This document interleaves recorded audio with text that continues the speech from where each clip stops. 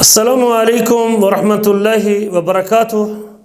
الحمد للہ رب العالمین والعاقبۃ للمتقین والصلاة والسلام علی سید الانبیاء والمرسلین، اما بعد فقال النبی صلی اللہ علیہ وسلم من قرأ آیۃ الکرسی دبر کل صلاۃ مکتوبہ لم یمنعہ من دخول الجنۃ الا ان یموت۔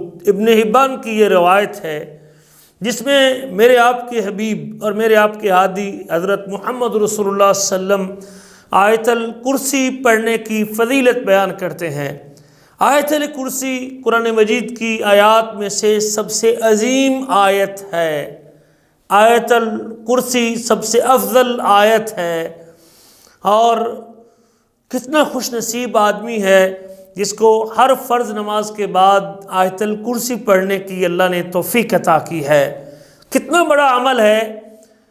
اللہ کے نبی فرماتے ہیں من قرأ آیت الکرسی دبر کل صلاۃ مکتوبہ، جس بندے نے ہر فرضی نماز کے بعد آیت الکرسی پڑھی، وہ نماز فرض کا بھی پابند ہے، نماز فرض کا اہتمام کرتا ہے، فرضی نماز بھی پڑھتا ہے، اور اس کے فوراً بعد آیت الکرسی کی تلاوت کرتا ہے۔ اللہ لا الہ الا هو الحی القیوم لا تأخذہ سنۃ ولا نوم لہ ما فی السماوات وما فی الارض من ذا الذی یشفع عنده الا بإذنہ یعلم ما بین ایدیہم وما خلفہم ولا یحیطون بشیء من علمہ الا بما شاء وسع کرسیہ السماوات والارض ولا یؤودہ حفظہما وہو العلی العظیم۔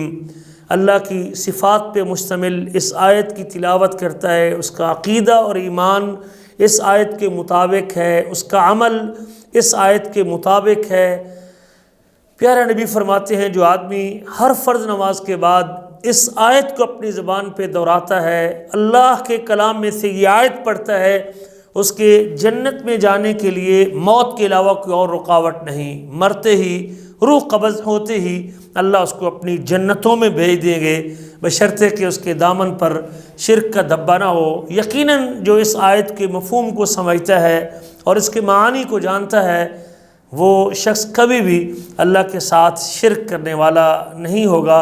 اللہ سے دعا ہے کہ اللہ ہمیں بھی ان لوگوں میں شامل کر دے جو فرائض کی پابندی کرنے والے ہیں، اور نماز کے بعد پھر اس آیت کو پڑھنے کی توفیق اللہ نے جن کو دی ہے، اللہ ہمیں بھی توفیق دے اور اس عمل کا اہتمام کریں تاکہ اللہ ہمیں بھی مرنے کے بعد اپنی جنتوں میں داخل کر دے۔